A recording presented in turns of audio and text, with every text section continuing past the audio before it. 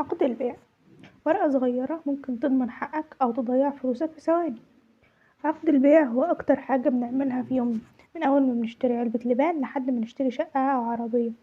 بس الفرق إن في عقود بتكون شفوية، وعقود تانية لازم تتكتب وتتناقش صح عشان تحميك. علشان العقد يكون وافي لازم تراجع النقط دي بالتفصيل. أول حاجة وصف الحاجة اللي بتشتريها، لازم توصف الحاجة دي وصف يمنع أي خداع. لو العربية يبقى موديل وشاسيه وموتور، لو موبايل يبقى نوع ومساحة وسيريال، لو شقة يبقى حدود ومساحة ومكان. لأن القانون بيقول إن الجهالة الفاحشة في وصف المبيع بتبطل العقد. يعني لو الوصف مش واضح، البايع ممكن يسلمك أي حاجة تانية وتلاقي نفسك مش عارف تثبت حقك. تاني حاجة لازم نراجعها هي الثمن والتراضي. لازم السعر يتكتب بالأرقام والحروف عشان ما يبقاش فيه تلاعب، والأهم تحدد لو فيه مقدم ودفعة استلام أو أقساط. لأن مجرد ما بتمضي على السعر انت التزمت بيه، حتى لو الأسعار في السوق اتغيرت بعدها بساعة، والشرط ده هو اللي بيخلي العقد ملزم للطرفين. تالت حاجة هي تسلسل الملكية والصلاحية. يعني لازم تتأكد ان اللي قدامك يملك لانه يبيع، مش بس يكون معاه الحاجة في ايده.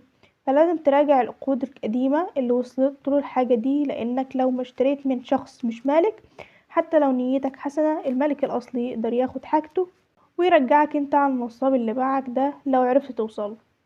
رابع حاجة خلو المبيع من الحقوق والديون. لازم يكون بند صريح ان الحاجة دي مفيش عليها رهن ولا حجز ولا ديون للغير، ولا عليها مستحقات حكومية او ضرائب. من الاخر البيعة تكون نظيفة، والبند ده بيخليك مشتري حسن النية، وبيحميك لو ظهر حد بعد كده بيطالب بالحاجة دي او عايز يحجز عليها.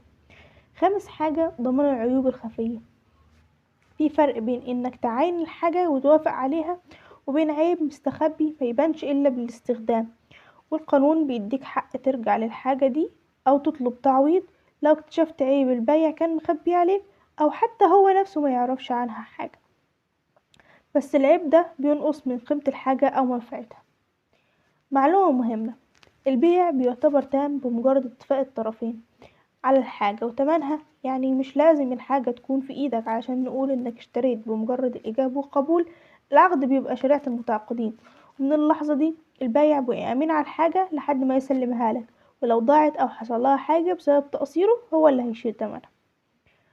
في فرق بين العقد اللي بينقل الملكية فورا وبين الوعد بالعقد، والفرق ده اتكلمنا عنه في فيديو العربون، هحطلكم لينك في التعليقات.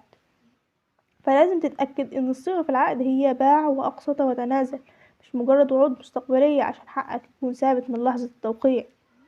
نصيحتي النهاردة: أي مبلغ تدفعه لازم تاخد قصاده مخالصة، أو يتكتب في العقد إنه تم السداد.